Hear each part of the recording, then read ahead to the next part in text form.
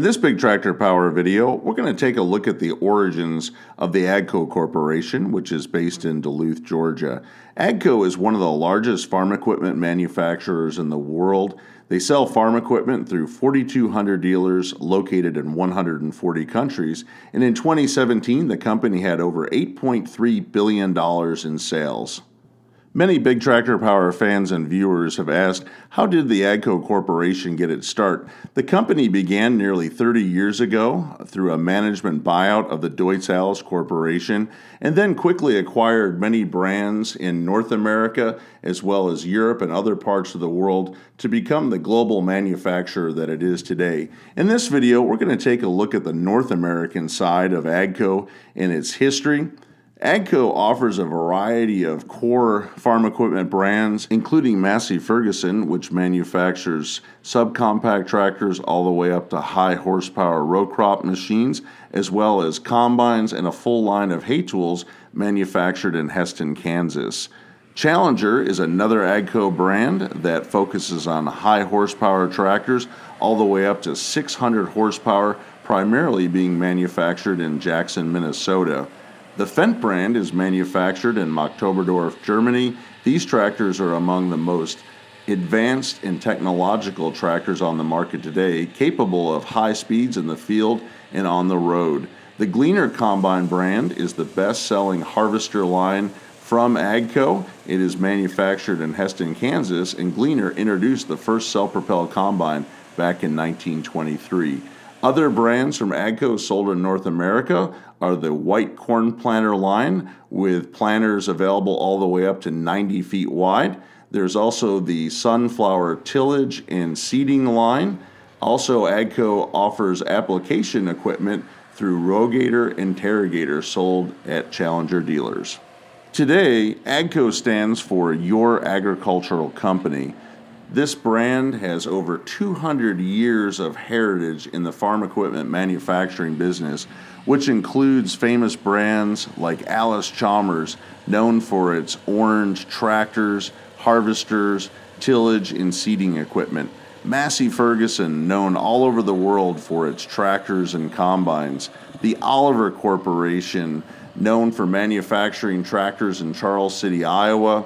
And that Charles City plant was founded by Hart Parr, which coined the term tractor back in 1903. The Cockshutt company, based in Brantford, Ontario, was a popular line of tractors and combines sold across the Canadian provinces. Minneapolis-Moline tractors were high horsepower machines sold in energy yellow, and Oliver, Cockshutt, and Minneapolis-Moline were merged into White Farm Equipment in the mid-1970s, developing a line of silver tractors that would play an important role during the early years of the AGCO Corporation. Other tractor brands include Fendt, well known for its CVT high-speed transmissions, the Challenger tractor line, introduced by Caterpillar back in 1987, bringing rubber track tractors to the farm equipment market. Valtra tractors, one of the best-selling tractor brands around the world and an important part of AGCO today.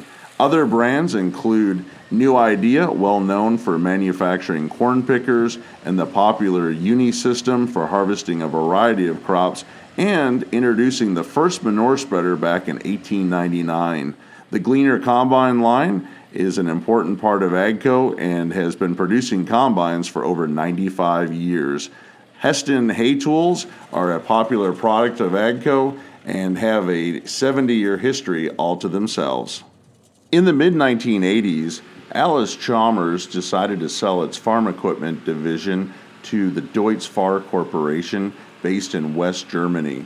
The new company in North America was named Deutz-Allis, and soon Spring Green Deutz tractors and Gleaner combines were being sold under the Deutz-Allis name. In 1990, Deutz-Fahr decided to focus on sales of tractors in the emerging Eastern European market, and Deutz-Allis was acquired by its North American management team. The team quickly set out to establish a new company known as the Allis Gleaner Company, or AGCO, selling orange Deutz-Allis tractors and silver Gleaner combines.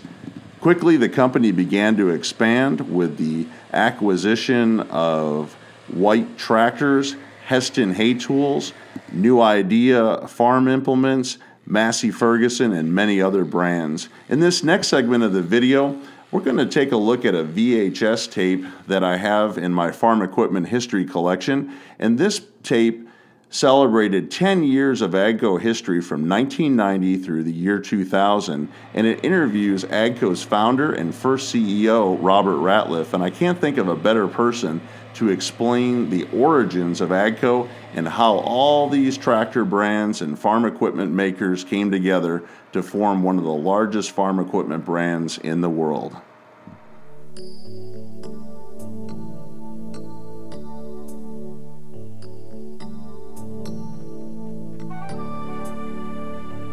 In the past 150 years, the world's population has quadrupled to over 6 billion people.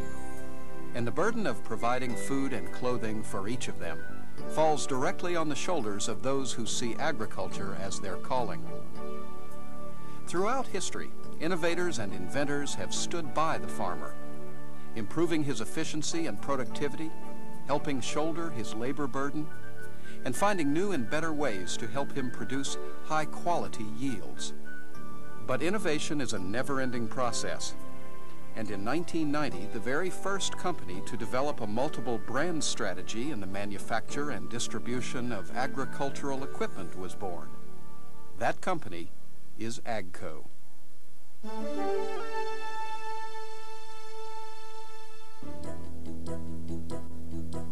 This is the history of AGCO, a company committed to the continued discovery and innovation of agricultural equipment to improve the farmer's yield as well as his way of life. AGCO's remarkably strong dealer network sells an extraordinary group of brands. The result is a strong and secure partner for investors, dealers, and customers alike. How much history can be packed into 10 short years? You'd be surprised. An event occurred in the world that was far more exciting to millions and millions of people, and that was the fall of the Berlin Wall. But what it turned out to mean to us was the opportunity of a lifetime.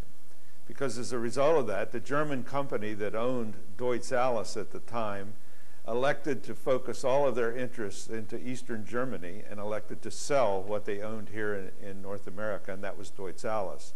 And so we were called to Germany and given the opportunity to create a management team that would buy out the business. This was a business that had struggled and had great difficulty, but we put together a plan that looked like it would work, and with a lot of commitment on the part of the individuals involved, we went out and scraped up the kind of money it took to buy it and started the business in June 1990. The idea of a multiple brand strategy was a new one, but AGCO's roots grew deep into historical soil. And when the founding management team made its offer on Deutz Allis in 1990, they were buying not only a brand that represents the perfect combination of rugged dependability and advanced design concepts, they were buying a legacy that went back to the earliest days of agricultural innovation. Edward P. Allis and Company had been around since 1847, but the company was interested in the Industrial Revolution, not the agricultural one. It was only with the tremendous opportunities available during this new agricultural boom of the early 20th century that the newly named Allis-Chalmers took their first stab at the tractor business. They hit their mark, and now AGCO Allis tractors range from 45 to 225 horsepower and are equipped with what is considered to be the best warranty in the industry. In addition to Allis, the original buyout agreement included Gleaner combines. Farmers know that Gleaner's harvesting technology is the first choice for both conventional and rotary harvesters. And AGCO's tenacious search for opportunity is reflected in this historic Gleaner brand as well. In 1911, a 23-year-old inventor named Curtis Baldwin patented the first standing grain harvester. Baldwin's idea to bring the thresher to the field led to the founding of Gleaner in 1923. 7 years later, Gleaner would introduce America's first standing corn combine, And, well, the rest is history. The management team at AGCO recognized the essential part the dealer network would play in its success. The customer, our farmers, found that the dealer was more important in their future than the manufacturer, because the dealer provided not only the sale of the new product, but all the parts, the service, the warranty application, repairs at weird hours and times. Not only that, he even offered a line of credit often to the farmer. So the farmer became more than just a customer like we think of consumers buying automobiles. He became a client of the dealer. And that relationship was so strong, and we saw the trend occurring, that when the dealer changed the brand that he sold, the farmer stayed with him.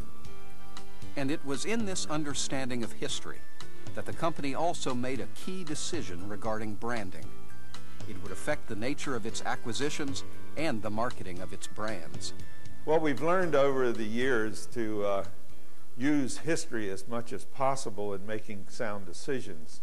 And we had witnessed a recent acquisition. This is before our purchase in 1990. We had witnessed an acquisition that occurred just before that, wherein one company purchased another and did away with the other's brand name. Instead of getting the full share value of the two companies, that is 1 + 1 = 2, it came out 1 1/4, because they cut off half of the distribution network as it was identified in the market and with its customers. Well, with that lesson in our hand, we quickly chose the opposite direction and said we will maintain the brands.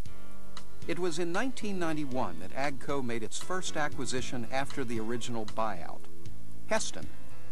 And it provided the company with a brand that had been known for nearly half a century as the leader in hay and forage equipment, beginning in 1947 when Kansas farmer Lyle Yost invented the grain unloading auger for his combine.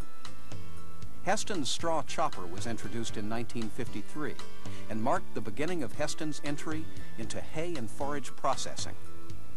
Today, the Heston line includes windrowers, conditioners, round balers, rakes, and much more. But the year wasn't over for AGCO, and the company also acquired White Tractor Division from Allied Products, adding a line known for dependability, durability, efficiency, and power. And AGCO itself was becoming a powerful enterprise. So we were able to make 1 and 1 = 2 in the equation, maintain the strength of a dealer network in each brand, and give them opportunity to come back into the industry stronger than they had been. And more importantly, we were able to, in some way, rationalize these products so that the cost of having differentiated them for the different brand identities was not excessive. In 1993, AGCO made its third purchase with the acquisition of White New Idea. New Idea added a variety of products to the AGCO mix, including highly innovative White planters and New Idea hay tools and manure spreaders. This new acquisition added additional historic depth to AGCO, as New Idea had been around since 1899, when Joseph Oppenheim, a German-born schoolmaster in New Albany, Indiana, designed the world's first manure spreader to decrease the time his students had to spend away from class, spreading manure on their families' farms. 1994 was a historic year for AGCO. It was the year that the company purchased Massey Ferguson. Most people do not realize, but Massey Ferguson is the largest tractor seller in the world and has been for over 35 years. And that identity as the #1 marketer of tractors certainly gives us the lead in almost all those markets so that we can introduce the other products, but when we take them to the world markets, we relabel them as Massey Ferguson because that brand identity is already established. This icon of the tractor industry was a perfect match for AGCO. It combined quality products with a brand that was recognized the world over. And it continued AGCO's tradition of adding long-standing success stories to its family of brands. For the Massey Ferguson story had begun almost a century and a half before by Daniel Massey in a little blacksmith shop in Newcastle, Ontario. At the time, thousands of farmers were moving to settle on the rich lands to the west, betting their fortunes on grain and livestock. It was an opportunity that Daniel Massey took advantage of from the day he opened the door to his shop. And by 1891, Massey and Alonson Harris had joined forces by merging their companies into what soon became a large international farm equipment business, Massey Harris Company Limited. Meanwhile, Harry Ferguson was tilling his own business soil in Great Britain. In the 1920s, Ferguson had revolutionized tractor design and safety with the Ferguson system of attaching implements to tractors, and earned himself the title of inventor of the modern tractor. The Massey Harris Company recognized the significance of Ferguson's patented hitch and hydraulic system, and in 1953 negotiated a merger of the companies. Now the Massey Ferguson brand almost defines farm equipment. 1995 saw the acquisition of Ag Equipment Group, which brought the Ty brand of seed drills and conditioners, and the Farmhand brand of loaders, cutters, and estate groomers. And the company further expanded its international reach with the purchase of Yashpe Maxion of Brazil in 1996. AGCO had done it. The company had become profitable and an industry force to be dealt with. We're pretty proud of our image. AGCO is highly respected in the industry, highly respected in the farm community, highly respected by our competitors, certainly the financial community, the banking industry, and most of all, I think the thing we're most proud of is the integrity we have in the company with our dealers. AGCO had only been around for half a decade, but this 5-year-old packed a wallop. 1997 was a year of great activity for AGCO. The company acquired Deutz Argentina and Droningborg Industries, Europe's leader in precision farming technology.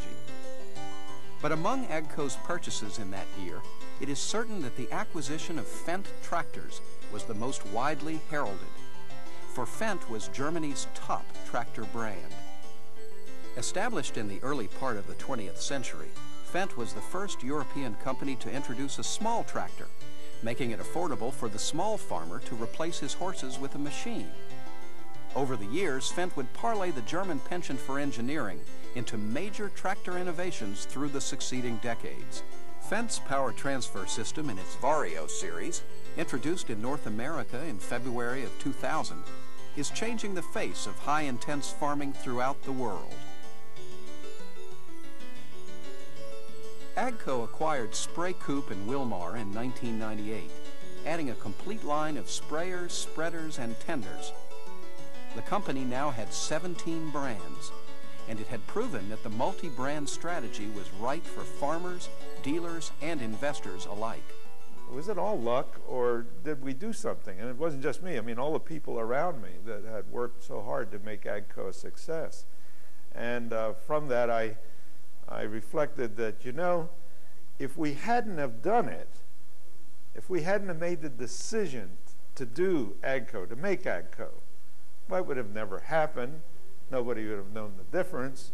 I still could have been lucky, but you had to do something to make luck happen, and nobody ever remembers the opportunities that came your way that you didn't grab. An idea that had taken shape 10 years before had come into its maturity. It was a time to recognize the success, but it wasn't a time to rest. How much history can you pack into 10 short years? Well, it depends on how you go about it. In the 10 years since the founding management team purchased Deutz Allis, AGCO has continued to challenge the old notions of agriculture and business with new ideas, innovative products, and an eye toward the future. The AGCO philosophy of recognizing opportunity and acting upon it creates a business context ideal for customer growth and investor prosperity. We've made over 17 acquisitions in less than 10 years, and each one of them has been accretive to earnings. Each one has grown the business dynamically, if you will, so that today we're in 140 countries of the world. We have over 8,000 dealers and distributors, and the business has grown to a magnitude of nearly, on average, $3 billion. History shows AGCO has been the major player in industry consolidation since 1990.